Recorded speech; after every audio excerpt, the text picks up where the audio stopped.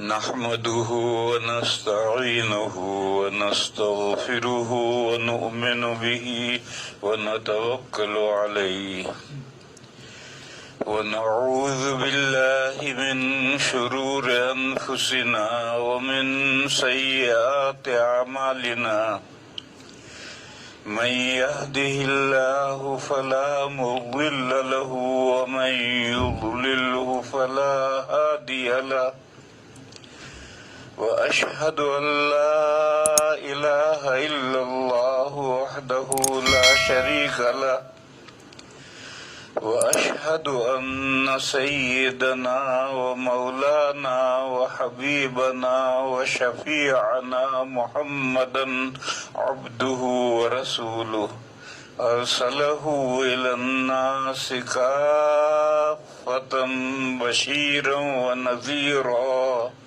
وداعيا إلى الله بإذنه وسراجا منيرا صلى الله تعالى عليه وعلى آله وصحبه وبارك وسلم تسليما كثيرا كثيرا وبعد فأعوذ بالله من الشيطان الرجيم بسم الله الرحمن الرحيم الحمد لله رب العالمين الرحمن الرحيم مالك يوم الدين إياك نعبد وإياك نستعين اهدنا الصراط المستقيم صراط الذين أنعمت عليهم غير المغضوب عليهم ولا الضالين آمين بسم الله الرحمن الرحيم ألف لام ميم ذلك الكتاب لا ريب فيه هدى للمتقين الذين يؤمنون بالغيب ويقيمون الصلاة ومما رزقناهم ينفقون والذين يؤمنون بما أنزل إليك وما أنزل من قبلك وبالآخرة هم يوقنون أولئك على هدى من ربهم وأولئك هم المفلحون صدق الله مولانا العظيم. بزرگان محترم، تھوڑی نظام میں تبدیلی کر دی ہے. اب 10:30 بجے سے بیان شروع ہوگا. پہلے 10 بجے کا جو پروگرام تھا تو بہت سے فون آئے کہ ہم تراویح سے یا تراویح کے بعد شغل سے کھانے پینے سے فارغ نہیں ہوتے تو تھوڑا وقت مؤخر کیا جائے. اس لیے یہ مؤخر کیا گیا ہے. اب آئندہ سے 10:30 بجے ٹھیک 10:30 بجے پروگرام شروع ہوگا. بزرگوں اور بھائیوں، میں نے قرآن پاک کی پہلی سورت سورہ فاتحہ پڑھی ہے. پھر اس کے بعد پہلے پارے کی 4 آیتیں پڑھی ہیں. ایک عام طور پر ایک غلط فہمی ہے. لوگ یہ سمجھتے ہیں کہ پہلا پارا الف لام میم ہے اور وہ الحمدللہ رب العالمین سے شروع ہوتا ہے. یہ غلط ہے. پہلا پارا الف لام میم ضرور ہے مگر وہ سورہ بقرہ سے شروع ہوتا ہے. اور یہ جو قرآن کریم کے 30 پارے بنائے ہیں، یہ پارہ یہ فارسی لفظ ہے. پارہ کے معنی ہے ٹکڑا. یہ جو 30 ٹکڑے کیے ہیں یہ اللہ کے یہاں سے جو قرآن کریم نازل ہوا اس میں پارے نہیں تھے، اس میں رکوع بھی نہیں تھے، علامات اوقاف جو ہیں وہ بھی نہیں تھی۔ یہ تو بعد میں علماء نے اور بزرگوں نے قرآن کریم کی تلاوت کرنے والوں کی سہولت کے لیے یہ سب چیزیں اضافہ کی ہیں، یہ پارے بھی اسی طرح بنائے ہیں۔ کہتے ہیں کہ پاروں کی تقسیم میں حروف کی تعداد گن کر کے پارے ٹکڑے برابر کیے ہیں، اس لیے بعض جگہ پر پارا ایسی جگہ سے شروع ہوتا ہے جیسے 14واں پارا ہے، ایک سورہ ہجر شروع ہوتی ہے، اس کی ایک آیت 13ویں پارے میں ہے، اور ربما یود الذین کفروا سے 14واں پارا شروع ہوتا ہے۔ اب آج کل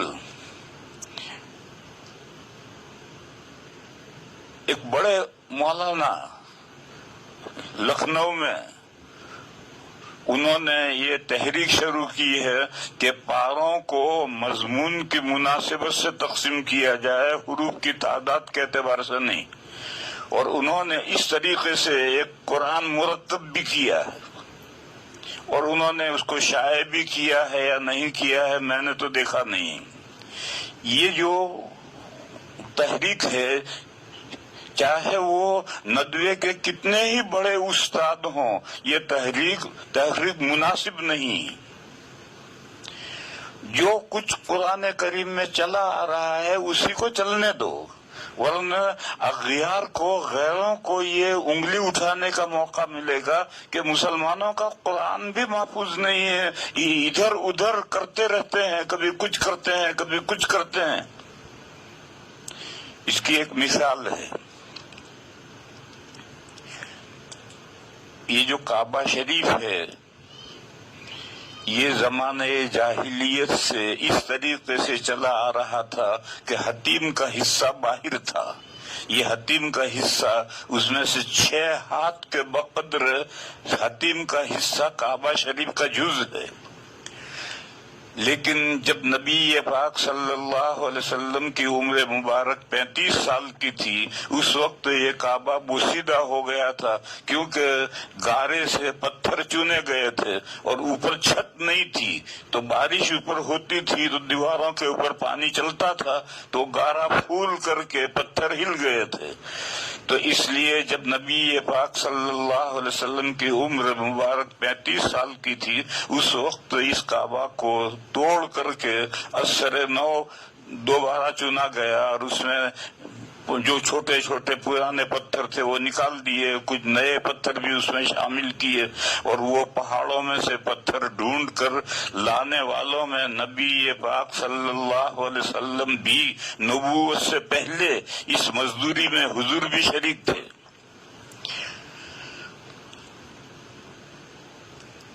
اس وقت جو چندہ ہوا تھا وہ اس میں یہ شرط تھی کہ اپنی حلال و طیب کمائی میں سے چندہ لاؤ۔ اللہ کا گھر بنانا ہے تو اس میں مشکوک یا حرام کمائی نہیں چلے گی، حلال و طیب کمائی لاؤ۔ تو حلال و طیب کمائی کا جو چندہ اکٹھا ہوا وہ تھوڑا تھا، ناکافی تھا، تو جزیرت العرب میں چندہ نہیں کیا گیا، مکہ ہی میں چندہ کیا گیا، اور وہ چندہ ناکافی ہوا تو یہ طے ہوا کہ کعبہ کا ایک حصہ نکال دو اور چھوٹا کعبہ بناؤ، تو حتیم کا حصہ نکال کر کے چھوٹا کعبہ بنایا۔ آج کل یہ مصیبت ہے کہ ایک بستی ہے، اس بستی میں 50-100 گھر ہیں، یہ 50-100 گھر والے ہر ایک اپنا گھر بنا سکتا ہے، لیکن اس گاؤں میں جب مسجد بنانے کا وقت آئے گا تو 100 گھر مل کر کے اللہ کا ایک گھر نہیں بنا سکتے۔ اس کے لیے چندہ ہوگا، پورے ضلع میں چندہ ہوگا، پورے صوبے میں چندہ ہوگا، پورے ملک میں چندہ ہوگا، بلکہ پوری دنیا میں چندہ ہوگا، بلکہ بہت دور دور لندن تک جا کر کے چندہ لائیں گے، اور اتنی بڑی شاندار مسجد بنائیں گے کہ گاؤں میں ویسا کوئی بھی گھر نہیں ہوگا، ایسی مسجد بنائیں گے۔ یہ جو طریقہ آج کل مسجدوں کے تعلق سے چلا ہوا ہے یہ غلط طریقہ ہے۔ مسجد جب 100 آدمی مل کر اپنے گھر بنا سکتے ہیں تو 100 آدمی مل کر اللہ کا ایک گھر کیوں نہیں بنا سکتے؟ اور جیسے اپنے گھر ہیں ایسا ہی اللہ کا گھر، کہ جب ہمارے گھر شاندار ہو جائیں گے تو اللہ کا گھر بھی شاندار ہو جائے گا۔ آپ کو یہ معلوم ہوگا کہ جب نبی پاک صلی اللہ تعالی علیہ وسلم نے مدینہ میں ہجرت کے بعد مسجد نبوی بنائی ہے تو اس مسجد نبوی کی شکل کیا تھی؟ ایک باغ خریدا تھا، 10 دینار میں 2 یتیموں کا باغ خریدا تھا، اس کے درخت کھجوروں کے کاٹ دیے تھے اور اس کے جو اوپر پتے تھے اس کی چھت ڈالی تھی، اور جو تنے تھے وہ ملا کر کھڑے کھڑے کر کے وہ دیوار بنا دی تھی، اور بیچ میں بھی چھت اسی دیوار میں تھی، ایک جھونپڑا سا تھا۔ پھر جب حضرت اضافے کی ضرورت آئی تو حضور کے زمانے میں اس میں اضافہ ہوا، وہ اضافہ بھی ویسا ہی ہوا۔ پھر حضرت عمر کے زمانے میں ضرورت پیش آئی اضافے کی تو اضافہ ہوا، وہ بھی ایسا ہی ہوا۔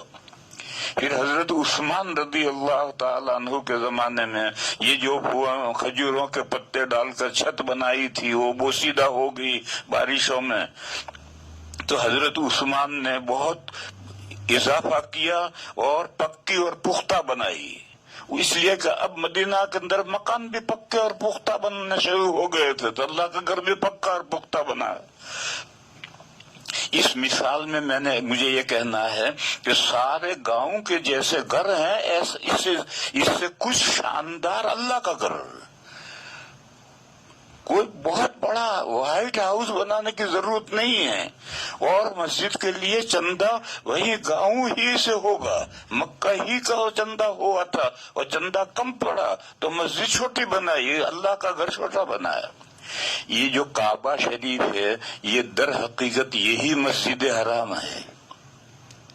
لوگ یہ نہیں سمجھتے ہیں، لوگ یہ سمجھتے ہیں کہ کعبہ شریف جو بیچ میں کالا کالا کھڑا ہے، اس کے بعد مطاف کھلا پڑا ہے، پھر اس کے بعد میں ترکوں نے مسجد بنائی ہے، پھر اس کے بعد میں سعودی گورنمنٹ نے مسجد بنائی ہے، اس کو لوگ مسجد حرام سمجھتے ہیں کہ مسجد حرام یہ ہے، یہ مسجد حرام نہیں ہے۔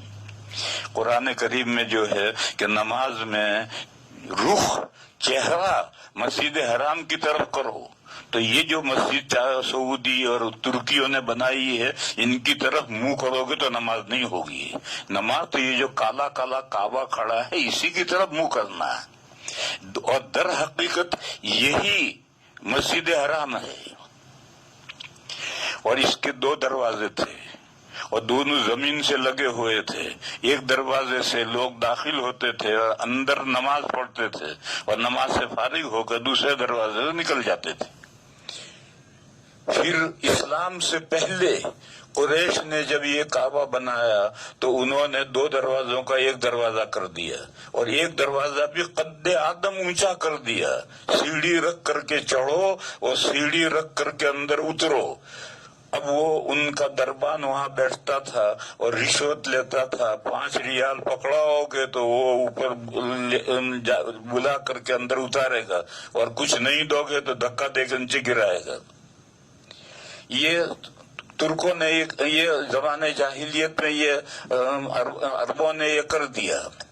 اسلام کا نبی پاک صلی اللہ علیہ وسلم کی جب عمر مبارک 35 سال کی تھی اس وقت حضور کو نبوت نہیں ملی تھی، اس لیے حضور نے جیسا پہلے سے بنا ہوا تھا اسی طرح سے عربوں نے بنایا، حضور بھی اس میں شریک ہوئے۔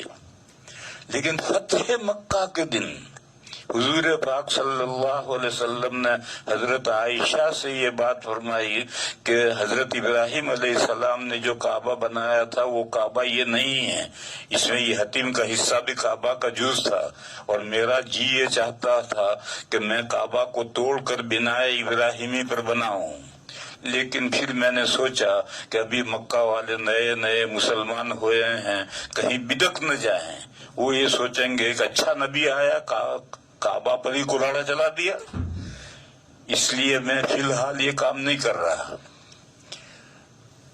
پھر زمانہ بڑھتا چلا گیا، خلفاء راشدین کا دور چلا گیا، ان کے بعد میں پھر حضرت عبداللہ ابن زبیر خلیفہ بنے اور انہوں نے اپنا دارالسلطنت مکہ کو بنایا۔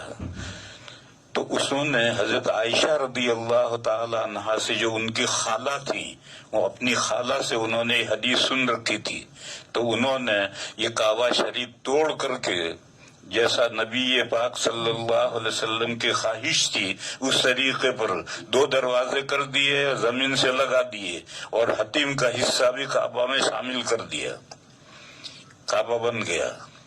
پھر حضرت عبداللہ ابن زبیر کے خلاف بنو امیہ کی حکومت لڑ رہی تھی، اور حجاج ابن یوسف لشکر لے کر آیا اور لڑائی ہوئی، اور حضرت عبداللہ ابن زبیر شہید ہو گئے، اور حجاج ابن یوسف نے مکہ پر قبضہ کر لیا۔ اس نے قبضہ کرنے کے بعد میں پھر کعبہ کو توڑ کر جیسا زمانے جاہلیت میں تھا ایسا ہی کر دیا، حتیم کا حصہ نکال دیا اور ادھر ایک دیوار بنائی، اور 2 دروازے، ایک بند کر دیا اور ایک دروازہ اونچا کر دیا، ہو گیا ایسا۔ پھر زمانہ آگے چلتا گیا، بنو امیہ کا دور ختم ہو گیا، ان کا دور ختم ہوا، پھر بنو عباس آئے۔ بنو عباس کا ایک بادشاہ ہارون رشید رحمہ اللہ بہت اچھا بادشاہ، بڑا اچھا بادشاہ تھا۔ اس نے حضرت امام مالک علیہ الرحمہ سے ایک مسئلہ پوچھا۔ اس نے کہا کہ میں کعبہ شریف کو توڑ کر جیسا حضور کی خواہش تھی بنانے کی اور جیسا عبداللہ ابن زبیر نے بنایا تھا میں ایسا بنا دوں؟ تو امام مالک علیہ الرحمہ نے کہا کعبہ پر رحم کرو، جس حال میں کھڑا ہے کھڑا رہنے دو، اس لیے کہ تم توڑ کر ایسا بناؤ گے۔ بنو امیہ نے، عبداللہ ابن زبیر نے جو بنایا اس کو بنو امیہ نے توڑ دیا، بنو امیہ نے جو بنایا اسے تم توڑ دو گے، تو تم قیامت تک تم رہو گے بادشاہ، یہ کوئی ضروری تھوڑی ہے، دوسرا کوئی خاندان بھی آ سکتا ہے، اور جب دوسرا کوئی خاندان آ جائے گا تو تمہارے کعبہ کو توڑ کر پھر ایسا ہی بنائے گا، تو کعبہ شریف ایک کھلونا بن جائے گا لوگوں کے ہاتھوں کا، لہذا جس حال میں کعبہ شریف کھڑا ہے اسی طرح کھڑا رہنے دو۔ چنانچہ آج تک کعبہ شریف اسی حال میں کھڑا ہے، اب تک اس کے بعد کسی نے توڑا نہیں اس کو۔ کبھی کبھی ان پتھروں کے درمیان میں پلاسٹر پلاسٹر خراب ہو جاتا ہے تو اس پلاسٹر کو ٹھیک کرتے ہیں، تھوڑی مرمت تو کرتے ہیں، لیکن کعبہ وہی ہے جو حجاج ابن یوسف نے بنایا تھا، وہی اب تک ہے۔ یہ جو واقعہ، اس واقعے سے میں کہنا چاہتا ہوں کہ جو قرآن کریم زمانے ماضی سے جو پارے تقسیم ہو گئے ہیں اور جن علامتیں کی ہیں ان علامتوں کو رہنے دو، اس کو تبدیلی کرنے کی ضرورت نہیں ہے۔ اگر آج ایک مولانا سلمان صاحب حسینی ندوہ والے تبدیلی کریں گے تو کل دوسرا آئے گا وہ کچھ اور تبدیلی کرے گا، پھر تیسرا آئے گا کچھ اور تبدیلی کرے گا، تو قرآن کریم علماء کے ہاتھ کا کھلونا بن کر رہ جائے گا۔ اس لیے مولانا سلمان صاحب کا جو نظریہ ہے وہ نظریہ تو ٹھیک ہے، لیکن اس نظریے کے پیش نظر قرآن کریم میں کوئی تبدیلی کرنے کی ضرورت نہیں ہے، جس حال میں قرآن کریم ہے چلنے دو۔ اکابر نے جو دم قرآن تھا تو پہلا پارہ الف لام میم رکھا تھا، وہ الف لام میم سورہ بقرہ سے شروع ہوتا ہے، سورہ فاتحہ کسی پارے کا جز نہیں۔ سورہ فاتحہ تو 30 پاروں کی دیباچہ ہے، 30 پاروں کا پریفیس ہے، 30 پاروں کی تمہید ہے، اسی لیے اس کا نام ہے ام الکتاب، پورے قرآن کریم کی ماں سے نسل چلتی ہے، پھیلتی ہے، اور ساری نسل لوٹتی ہے ماں کی طرف۔ لہذا سورہ فاتحہ میں جو کچھ ارشاد فرمایا گیا ہے اسی کی تفصیل پورے قرآن کریم میں 30 پاروں میں ہے، اور پورے 30 پاروں کے مضامین کو اگر لوٹاؤ گے تو سارے سورہ فاتحہ میں آ جائیں گے۔ اس اعتبار سے سورہ فاتحہ ام الکتاب ہے، گویا سورہ فاتحہ سارے قرآن کریم کا نچوڑ اور خلاصہ ہے۔ اس لیے جو سارے قرآن کریم کی فضیلت اور اہمیت ہے وہ تنہا سورہ فاتحہ کی ہے۔ اسی لیے اس سورہ فاتحہ کے بہت سارے نام ہیں، ان ناموں میں سے ایک نام ہے ام الکتاب قرآن کریم کی ماں، اور ایک نام ہے سورۃ الشفا۔ سورہ فاتحہ شفا ہے، ہر بیماری کی شفا ہے، سورہ فاتحہ میں ہر بیماری کی شفا ہے۔ لیکن ہر بیماری کی شفا کس طرح ہے، اس کے استعمال کا طریقہ کیا ہے، وہ بیماری کے اعتبار سے الگ الگ ہوگا، اور وہ بیماری کے اعتبار سے کیا طریقے الگ الگ ہیں وہ حکیم صاحب بتائیں گے۔ حکیم صاحب یعنی بڑے علماء جو اس فن کو جانتے ہیں، وہ طریقہ بتائیں گے کہ تمہیں اس بیماری میں سورہ فاتحہ اس طرح استعمال کرنی ہے تو شفا ہو جائے گی۔ کوئی ایک متعین طریقہ نہیں ہے، اور ایک عام طریقہ یہ ہے کہ سورہ فاتحہ کو پڑھ کر کے دم کرو، اور دم کا مطلب یہ ہے کہ اس طرح سے پھونکو کہ ہوا کے ساتھ ہلکے ہلکے تھوک کے ذرے بھی جائیں۔ اگر صرف ہوا جائے گی فائدہ نہیں ہوگا۔ نفس مانے جو دم کرنا ہے، پھونکنا ہے، اس میں یہ ضروری ہے کہ ہوا کے ساتھ تھوک کے ذرے بھی جائیں، اور ہر بیماری میں یہ مفید ہے۔ خاص طور پر چھوٹے بچوں کی جو بیماریاں ہیں ان میں سورہ فاتحہ سب سے زیادہ کارگر ہے۔ لیکن میں نے بتایا کہ سورہ فاتحہ سے کام لینے کے لیے طریقے مختلف ہیں، اور وہ طریقے اہل علم جانتے ہیں، اور وہ ان طریقوں کے مطابق بتائیں گے تو اس سے فائدہ ہوگا، اور دوسری صورتوں میں فائدہ کم ہوگا۔ مثال دوں میں، میرے پاس میں ایک بھائی بیٹھے ہوئے ہیں، ان کا بچہ جب حفظ کرتا تھا تو دماغ کمزور تھا، ایک صفحہ بھی وہ قرآن پاک کا یاد نہیں کر پاتا تھا۔ تو بامبے میں جامع مسجد میں مولانا شوکت صاحب رحمت اللہ علیہ تھے، ان کے پاس وہ گئے بچے کو لے کر، اور ان سے جا کر کہا کہ حضرت یہ بچہ جو ہے یہ حفظ کرنے بٹھایا ہے مگر بہت کمزور ہے اور ایک صفحہ بھی حفظ نہیں کر پاتا ہے۔ تو مولانا شوکت صاحب نے کہا کہ ایسا کرو، روزانہ صبح پانی پر الحمدللہ رب العالمین پوری سورت پڑھ کر کے آمین تک پوری سورت پڑھ کر کے دم کرو، اور دم کر کے وہ پانی اسے پلاؤ۔ چنانچہ انہوں نے یہ عمل شروع کیا، تو چند دنوں کے بعد میں سبق بڑھنے لگا، اور ختم ہوتے ہوتے تو دو صفحے یاد کرنے لگا، اور آج وہ ہمارے یہاں تراویح پڑھا رہا ہے وہ بچہ، اور بہترین قرآن کریم پڑھ رہا ہے۔ تو اب یہ بھی ایک طریقہ ہے۔ ایک طریقہ اور لکھا ہے، اگر بچہ کمزور ہے حفظ کے اندر، اس کو یاد نہیں رہتا ٹھیک، تو ایک روٹی پر زعفران، مشک اور زعفران ملا کر کے اس کی سیاہی بناؤ، اور ایک روٹی پر پوری سورہ فاتحہ وَلَضَّالِّينَ آمین تک لکھ کر کے صبح ناشتے میں بچے کو کھلا دو، 40 دن پابندی سے، اس کی وہ تو کمزوری دور ہو جائے گی۔ حدیث شریف میں ایک قصہ ہے، ایک سریہ، چند صحابہ کہیں جا رہے تھے۔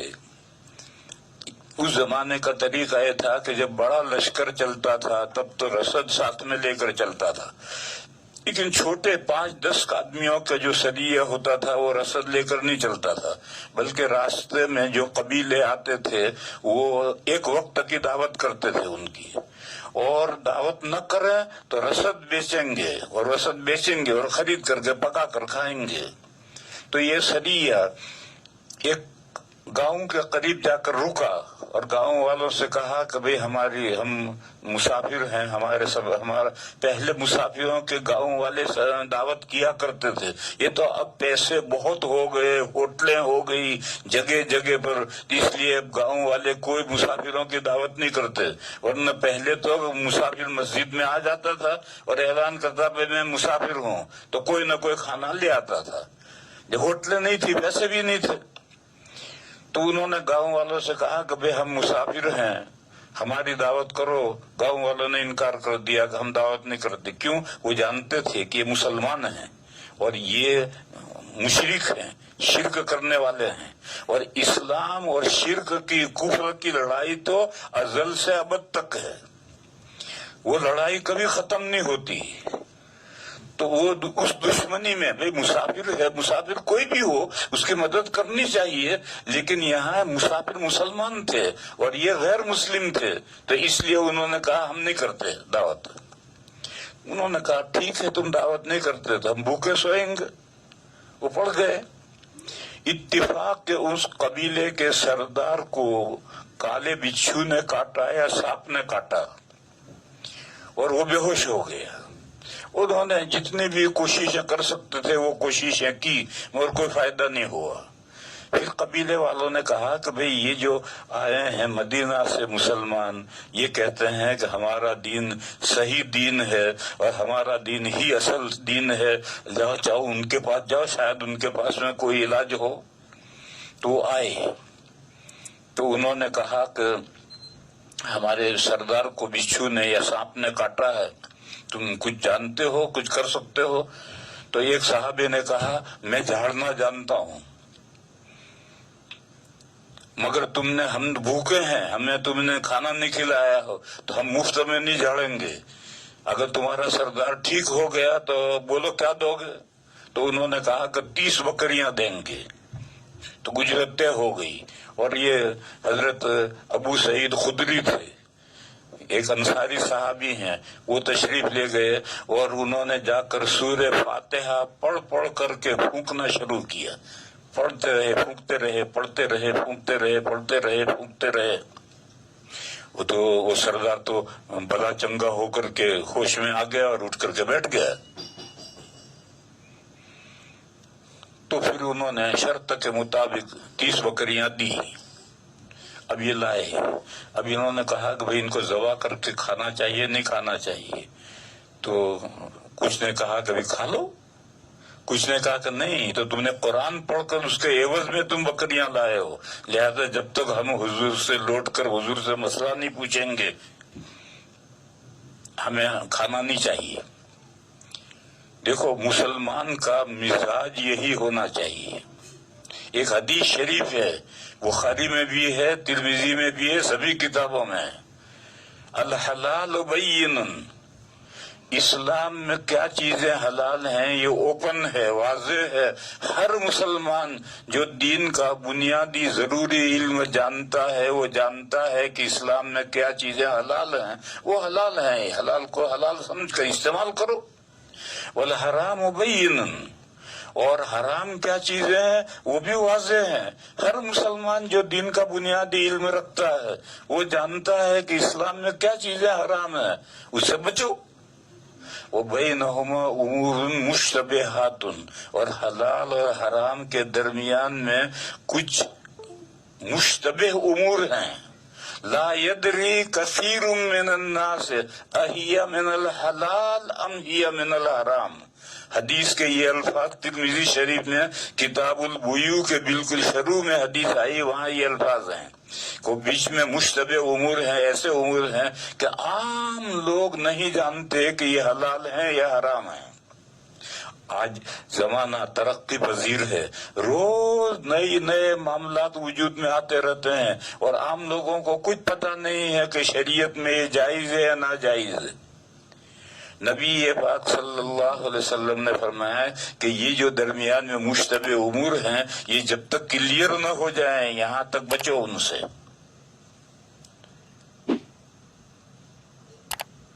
अगर इससे तुम बचोगे तो तुम्हारा दीन भी महफूज रहेगा, तुम्हारी इज्जत और आबरू भी महफूज रहेगी। और अगर तुम इस मुश्तबे उमूर के अंदर हाथ डालोगे तो हो सकता है तुम हराम में जा पड़ो। फिर नबी पाक सल्लल्लाहु अलैहि वसल्लम ने एक मिसाल के देकर के समझाया कि सरकारी चरागाह है, गवर्नमेंट का रिजर्व एरिया है, उसमें गवर्नमेंट के जानवर ही चराएंगे, पब्लिक को जानवर चराने की इजाजत नहीं है। अब 2 चरवाहे हैं, अपने जानवर लेकर जंगल में गए। ایک نے یہ سوچا کہ جو بارڈر ہے وہاں تک تو چرانے کی اجازت ہے، اندر نہیں جائیں گے، تو میں بارڈر تک چراتا ہوں۔ یہ چرواہا اگر ذرا غفلت ہو گیا، سو گیا، گلی ڈنڈا کھیلتا رہ گیا، باتوں میں مشغول رہ گیا اور جانور ریزرو ایریا میں گھس گئے تو پولیس پکڑ کر کے جا کر ڈبے میں بند کر دے گی اور جرمانہ دیے بغیر وہ جانور واپس نہیں ملیں گے۔ اور ایک دوسرا چرواہا ہے، اس نے سوچا کہ بھئی یہ ریزرو ایریا ہے، میں اسے 1 مائل جانور دور رکھوں گا۔ وہ اگر غفلت بھی ہو گئی تو جانور بڑھتے بڑھتے چرواہے اندر کہاں جائیں گے؟ تو وہ آدمی جو مشتبہ سے دور رہتا ہے وہ گویا سرکاری ریزرو ایریا سے، چراگاہ سے 1 مائل دور رہتا ہے، حلال ہی میں رہتا ہے، مشتبہ میں داخل نہیں ہوتا، تو وہ حرام میں کہاں جا پہنچے گا؟ اور وہ آدمی کہ وہ سمجھے کہ بھئی یہ مشتبہ امور ہیں، ابھی مفتی صاحب کا فتویٰ نہیں آیا ہے کہ یہ حلال ہے یا حرام ہے، فتویٰ آئے گا بھی چھوڑ دیں گے۔ یوں کر کے اگر مشتبہ امور کو اس نے اختیار کر لیا اور پھر فتویٰ آ گیا کہ حرام، تو جو پاخانہ کھا لیا پیٹ میں گھس گیا حرام، اس کو کیسے نکالو گے؟ اور وہ بندہ کہ اس نے کہا کہ فتویٰ پہلے آئے گا تب ہم اس میں ہاتھ ڈالیں گے، اس سے پہلے ہاتھ نہیں ڈالتے، اس کی عزت بھی محفوظ رہے گی، اس کا دین بھی محفوظ رہے گا، اس کی ہر چیز محفوظ رہے گی۔ تو مومن کا یہ مزاج ہونا چاہیے کہ وہ اس طریقے پر زندگی گزارے کہ اس کو کوئی پریشانی نہ ہو۔ تو اسی طریقے پر میرے بھائیو میں کہہ یہ رہا تھا کہ کعبہ شریف کو اسی حال میں رہنے دو، اس میں تبدیلی مت کرو۔ حضور تبدیلی کی تھی اور تبدیلی کرنا شادی شریف کی روشنی میں صحیح بھی ہے، لیکن امام مالک نے منع کیا ہے ہارون رشید کو کہ تم آج تبدیلی کرو گے تو تمہارا مخالف بادشاہ آئے گا، وہ توڑ کر کچھ کا کچھ کرے گا۔ تو اسی طریقے پر ہمارے جو مولانا سلمان صاحب سہارنپور ندوے کے ہیں، وہ جو ان کی رائے ہے کہ مضامین کے لحاظ سے پارے تقسیم ہونا چاہیے، رائے صحیح ہے، مگر اس رائے پر عمل مت کرو۔ قرآن کریم جس حال میں چلا آ رہا ہے اسی حال میں رہنے دو، بابا اسے بخشو، ورنہ غیروں کو اعتراض کرنے کا موقع ملے گا کہ مسلمان کہتا ہے کہ ہمارا قرآن محفوظ ہے۔ کہاں محفوظ ہے؟ روز تبدیلیاں ہو رہی ہیں، کوئی پارے یوں کر رہا ہے، کوئی پارے یوں کر رہا ہے، تبدیلیاں ہو رہی ہیں، کہاں قرآن محفوظ ہے؟ لہذا ٹھیک ہے مضمون کے اعتبار سے تقسیم ہونی چاہیے، اگر مضمون کے اعتبار سے تقسیم نہیں ہے، مثلا میں ایک مثال دوں، 27ویں پارے میں سورہ واقعہ ہے، سورہ رحمان کے بعد سورہ واقعہ آتی ہے۔ سورہ واقعہ کا پہلا رکوع مضمون کے اعتبار سے صحیح جگہ لگا ہوا نہیں۔ سورہ واقعہ میں سابقین، اصحاب الیمین اور اصحاب الشمال کا تذکرہ ہے بالاجمال، پھر اس کے بعد میں سابقین کا تفصیلی تذکرہ ہے، اور وہاں آیت آئی ہے ثلۃ من الاولین وقلیل من الاخرین، پھر اس کے بعد اصحاب الیمین کا ذکر شروع ہوا ہے، ان کا بھی تفصیلی ذکر ہے، وہ ذکر ختم ہوا ہے ثلۃ من الاولین وثلۃ من الاخرین پر، پھر اس کے بعد اصحاب الشمال کا تذکرہ شروع ہوا ہے۔ رکوع لگانے والے نے ثلۃ من الاولین وثلۃ من الاخرین کو دوسرے رکوع میں کر دیا، اور یہاں رکوع سے آیت سے پہلے لگایا، حالانکہ وہاں رکوع ثلۃ من الاولین وثلۃ من الاخرین پر لگنا چاہیے، مگر کوئی ہم تبدیلی نہیں کرتے، جیسا بے جوڑ ہے ہونے دو، تبدیلی مت کرو۔ اگر تم یہاں ایک جگہ تبدیلی کرو گے تو پھر جو تالے آزما ہے، قسمت والے جو آزمانے والے ہیں، جو ان کو بڑا بننے کا شوق ہے، وہ پتہ نہیں قرآن میں کیا کیا تبدیلی کر دیں گے۔ اس لیے حضرت مولانا بڑے آدمی ہیں، مولانا سلمان صاحب ندوہ کے بہت بڑے آدمی ہیں اور بہت ذی علم آدمی ہیں، اور بہت سی خوبیوں کے مالک ہیں، اور رائے ان کی صحیح ہے، مگر اس رائے پر وہ جو عمل کرنا چاہتے ہیں وہ غلط ہے، اس پر عمل نہیں کرنا، جس حال میں قرآن کریم ہے اسی حال میں رہنے دو۔ اب مثلا یہی جو پہلا پارہ ہے، اس کو آپ پارہ الف لام میم کہو گے یا پارہ الحمد کہو گے؟ پارہ الحمد کہو گے تو سورہ فاتحہ پہلے پارے کا جز ہو گئی، تو 29 پاروں سے اس کا کوئی تعلق ہی بات نہیں رہا۔ اور اگر پہلا پارہ الف لام میم رکھو گے تو یہ تو سورہ فاتحہ تو باہر ہوئی تو مضمون کے اعتبار سے کہاں پارے بنے؟ اس لیے میں نے کہا کہ یہ جو لوگوں میں مشہور ہے کہ قرآن کے 29 پارے ہیں اور پہلا پارہ الف لام میم ہے، وہ صحیح ہے، اور وہ پہلا پارہ سورہ بقرہ سے شروع ہوتا ہے، سورہ فاتحہ کسی پارے کا جز نہیں ہے۔ یہ تو پورے قرآن کریم کا دیباچہ ہے، پریفیس ہے، پورے قرآن کریم کی تمہید ہے، اور اسی سورہ فاتحہ میں سے پورا قرآن کریم کے مضامین نکلے ہیں، اور سارے قرآن کریم کے مضامین سمیٹ کر کے داخل کرو گے تو اسی میں آئیں گے۔ لوگوں نے سورہ فاتحہ کی بڑی لمبی لمبی تفسیریں کی ہیں، عام تفسیریں بھی بہت لمبی ہیں، اور تفسیر حقانی تو میں تو 200 صفحے کی تفسیر ہے سورہ فاتحہ کی، لیکن پوری تفسیر پڑھنے کے بعد بھی یہ پتہ نہیں چلتا کہ یہ سورہ فاتحہ پورے قرآن کی ماں کیسے ہے، اور اس میں کیا مضامین ہیں جو پورے قرآن کریم میں پھیلے ہیں، اور قرآن کریم کے مضامین کو سمیٹ کر گھسائیں تو اس میں کیسے گھسیں گے، اس کو کوئی نہیں بیان کرتا۔ اس لیے میں نے یہ سورت شروع کی ہے تاکہ میں آپ کو یہ سمجھاؤں کہ یہ فاتحۃ الکتاب یعنی قرآن کا پریفیس، قرآن کا دیباچہ، قرآن کی تمہید کیسے ہے، اور ام الکتاب قرآن کی ماں کیسے ہے، اور سورہ فاتحہ میں کیا مضامین ہیں، اور وہی مضامین پورے قرآن میں کس طرح سے پھیلائے گئے ہیں، یہ مضمون مجھے سمجھانا ہے۔ لیکن آج اگر شروع کروں گا تو پورا نہیں ہوگا، لہذا آج یہیں تک موقوف رکھتے ہیں، کل سے شروع کروں گا یہ مضمون۔ وآخر دعوانا ان الحمدللہ رب العالمین۔